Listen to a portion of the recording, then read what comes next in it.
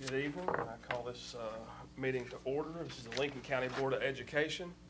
We meet in regular session. Today is Tuesday, February 3rd, 2026. Time is 6 p.m. and we are at the central office in Hamlin. This is a meeting of the Lincoln County Board of Education in public for the purpose of conducting the county school system's business. There's a time for public participation during the meeting as indicated in agenda item public comments. This meeting is being live streamed, and I'll ask Board Member Mosteller if he'll lead us in the Pledge of Allegiance.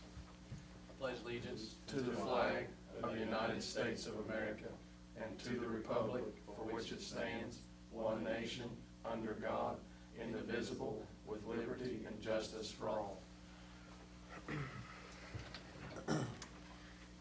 Takes us to agenda item 2, which is roll call. We have Board Member Mosteller present, Board Member Cartwright present. I believe Board Member McComas is on the phone, and myself, Board Member Burns, is not with us this evening. Takes us to agenda item 3, which is public comment. There's nobody signed in for public comment, so we'll move on to agenda item 4, instruction leadership, and we have Ms. Shortridge here to present data analysis on iReady results. All right.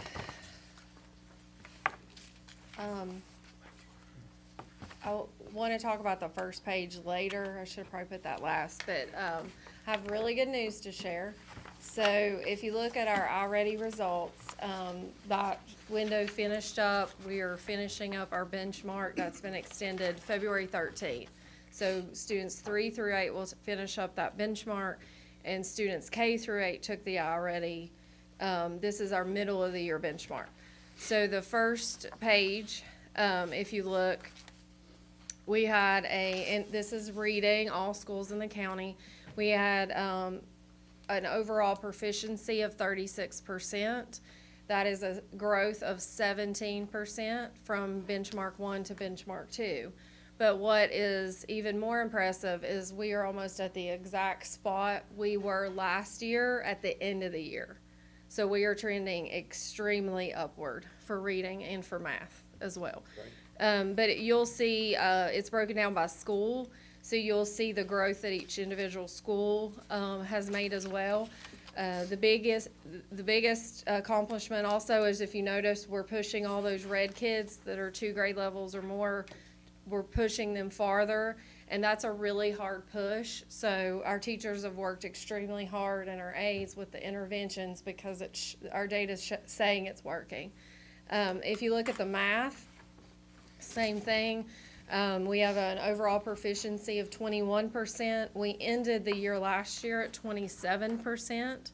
But we have an overall math growth of 14% from benchmark 1 to this benchmark. And that's the largest growth since I'm aware of, since we've had iReady. So in between benchmarks for math. That I would attribute to those small group activities we're doing within the classroom. That's when we're doing our math intervention, our reading intervention. We're continuing, Ashlock and comprehension groups. So again, pushing those kids from red all the way up, and then it breaks down by school. So if you look, it shows you kind of the growth that each school had.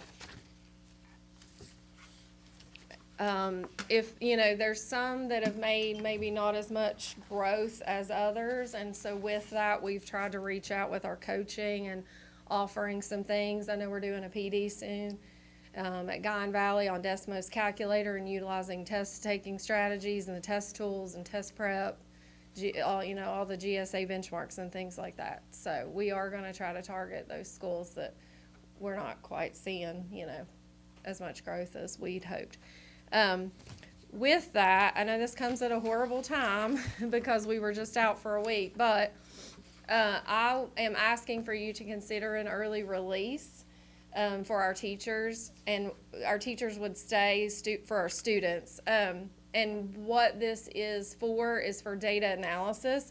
So I'd given teachers just a generic form, really simple, on drilling down into the standards, because we have so many reports, and I wrote at the bottom of what we would kind of utilize. So if you look, In K2, we have iReady, and we have what we call the Choraphonics Survey, which is how we group our students for intervention.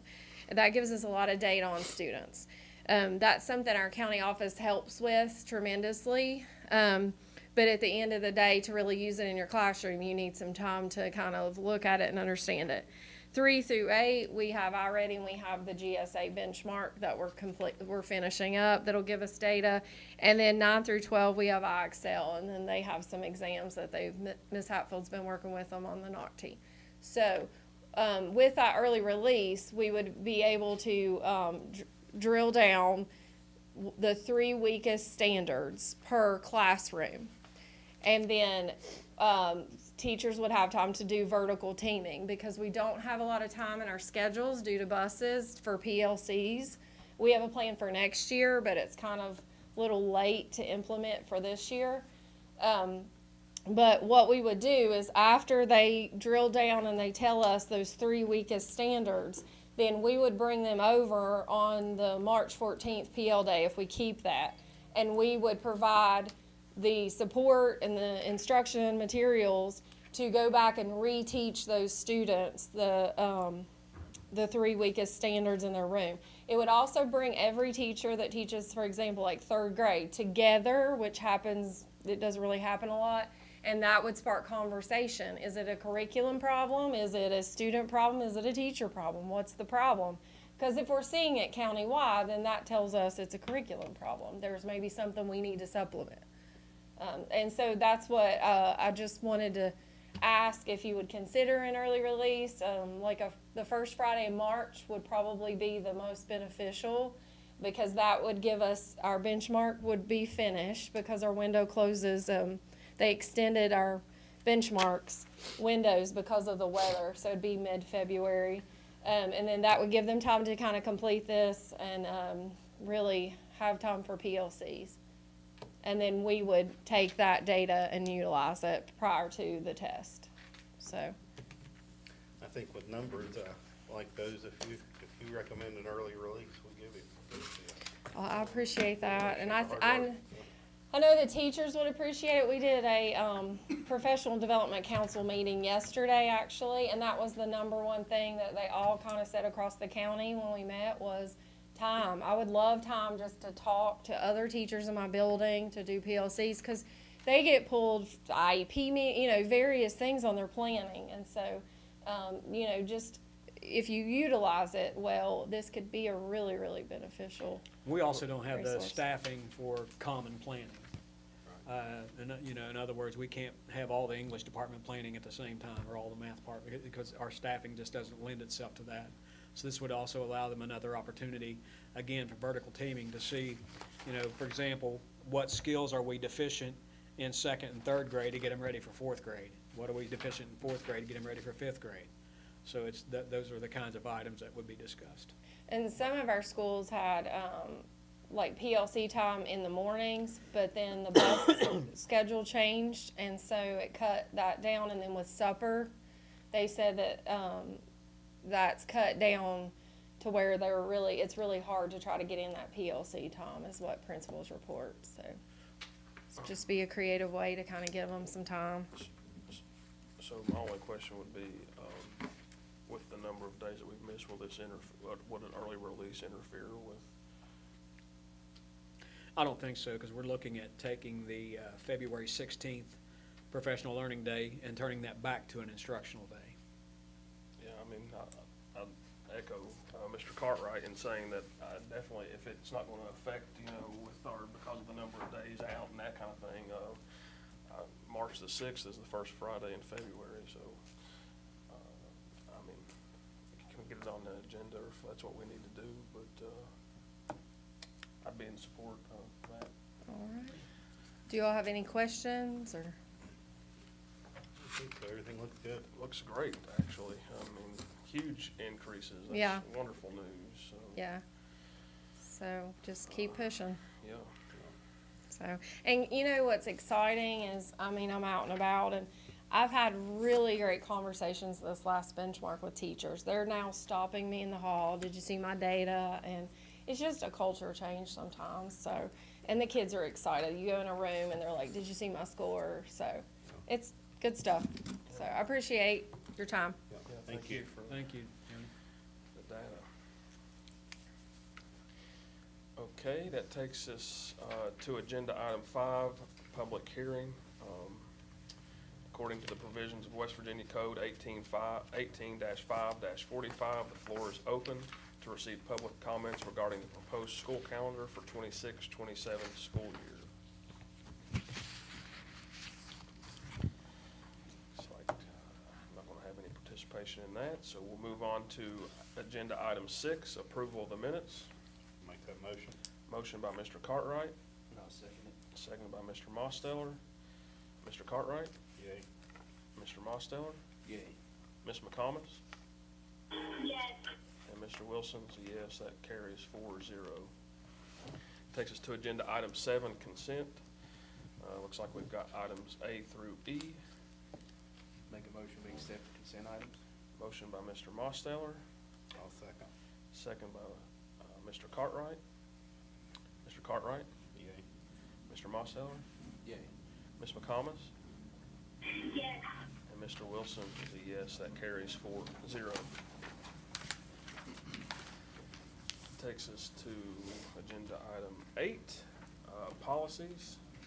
These policies are recommended the board review and approve for 30-day review.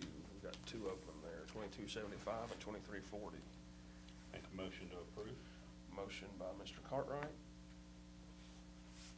I'll second it. second by Mr. Mosteller. Mr. Cartwright, Yay. Mr. Mosteller, Yay. Ms. McComas, Yes. Mr. Wilson is a yes. That carries 4-0. Agenda item 9, allowed and authorized payment of bills.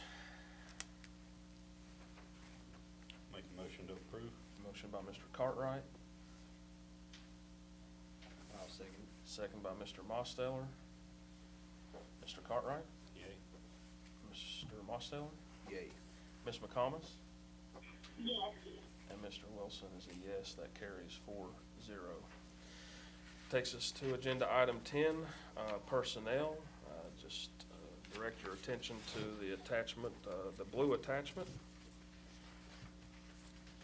Looks like all those new Duval PK through 8s are being processed, so. That's good.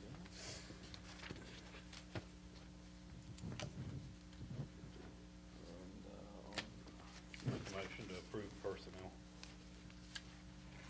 motion by Mr. Cartwright, sorry. Motion by Mr. Cartwright, I'll second it. second by Mr. Mosteller. Mr. Cartwright, Yay. Mr. Mosteller, Yay. Ms. McComas. Ms. McComas, Yes, sorry. you're good, and Mr. Wilson is a yes. That carries 4-0. Takes us to agenda item 11 for superintendent updates. Again, I just want to recognize all the hard work that Ms. Shortridge and her team have put into getting us to where we are with this, with the data that you've seen here this evening. And I know that Ms. Shortridge is a lot like I am when we say we're not going to let off the gas. So we keep moving there, moving it forward. I also want to take a moment and commend the Lincoln County High School staff for their handling of the situation that occurred yesterday. That occurred with multiple schools within the state. Pretty much the identical call that came in. The call actually came in at 10:30 on a Saturday night. It was obviously an AI-generated voice. But, you know, Mr. Davis and I went over there as soon as Mr. Roy notified us. We went over there and we made the decision to go ahead and err on the side of caution, send everybody home. They had not even made it down the hallway yet. Everybody was contained to the commons area. When we were able to get law enforcement in, they did a thorough sweep with canines in the building. All that was expedited pretty quickly, and the Lincoln County High School staff really did a great job of keeping everyone organized, keeping everybody calm, keeping everybody, making the transition to the exits easy, and they just did a really good job on that. So I wanted to publicly thank them for that. Did a great job. Looking at moving ahead, talking about the early release. This, again, this will give us an opportunity for these teachers to be able to work together, not only in the same building, but across buildings, to see, there might, the best way to learn is from each other. And I think that's a process that they can use to do that. Duval project is going well. It's, they were putting tile in the bathroom this week.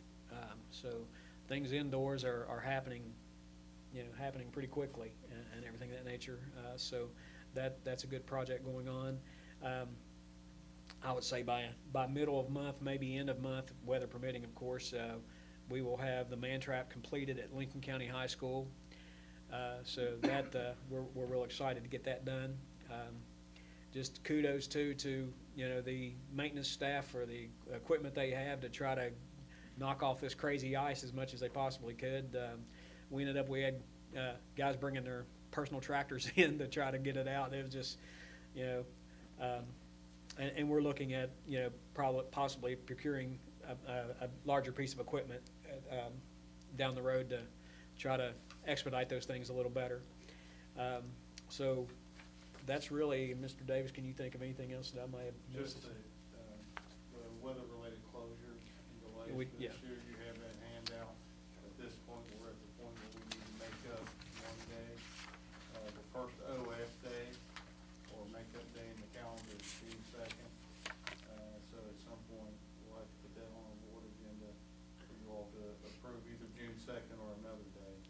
I did go through the Senate this evening, or today, to try to increase the number of non-traditional days from 5 to 10.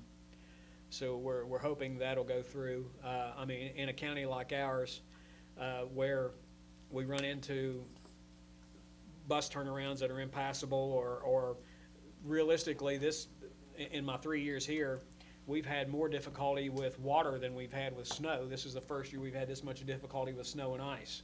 It's been more water that we've had to close school. So, all 55 counties were closed all 5 days last week. And so, it wasn't something that was exclusive to us, so. Just with that, the 55 counties is also declared state of emergency. Is there no kind of No, not for relief that. for that? No. Only the superintendent, The state superintendent can make that call. the state of emergency can make that call, the state superintendent. Mr. Kelly sent out an email today saying that they're going to wait until everything passes and they can go back and take a look at all the challenges that were faced by the different counties, and then decide whether or not to come up with a waiver for us. That did happen last year with water. We ended up getting 2 days back last year through a waiver process, and I can see that moving forward. I don't know for a fact it will. I can't speak for Mrs. Blatt, but Superintendent Blatt, but I think that that's something we could probably be looking at here in the next week or two, and then we're hoping that we can get by on just delaying and not closing. But when it gets like it was last week, there are no options. That's all I had, gentlemen. And lady, sorry. Takes us to agenda item 12, board member comments. Only comment I have, we're seeing all the growth in the scores, but what stands out to me is the large jump in the scores for above and at level. I mean, it's always good to progress, but it's good when you start seeing we're getting to the level where we need to be. It's not just a process, we're getting there now, and that's great. Pretty clear everybody's bought in. It shows off, we appreciate it. And I'd just echo you commended the staff over there. I don't know what went off a little differently this time, but I'll say that it seems like that notification went out a lot sooner yesterday when that incident happened at the high school. I think the public really appreciates that. Kind of limit some of the hysteria Yes. involved on social media when that call goes out quickly. Absolutely. If we can alleviate fear quickly. Whoever was involved in that, everyone did a good job. We appreciate it.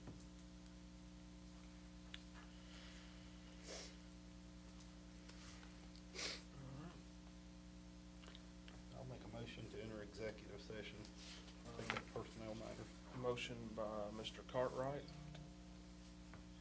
I'll second. Oh, go ahead. second by Ms. McComas to enter executive session to discuss personnel. The time is 6:21. Cartwright, sorry. Ms. McComas? Sorry, what? I can't hear very well. Sorry, we're just voting to enter executive session. You made the motion, just, all Okay, sorry, yes. right. Mr. Mosteller? Yes. And Mr. Wilson is a yes. That carries 4-0. And we will, at this time, enter executive session.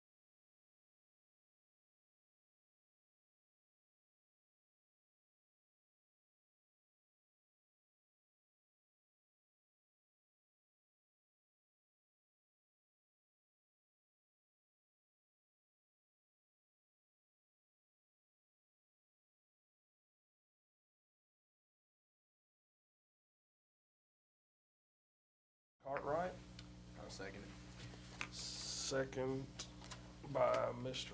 Mosteller. Sorry, Cartwright, Mosteller. The time is 6:46. Ms. McComas, Yes. Mr. Mosteller, Yay.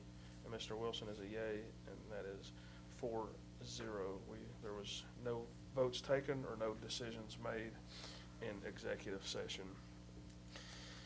At this time, it takes us to agenda item 14, which is adjourned until Tuesday, February 17th, 2026, at 6 p.m. at the central office in Hamlin. Make a motion, we adjourn? Motion by Mr. Mosteller, I'll second. second by Mr. Cartwright. Time is 6:47. Mr. Cartwright, Yay. Ms. McComas, Yes. Mr. Mosteller, Yay. Mr. Wilson is a yay. That carries 4-0.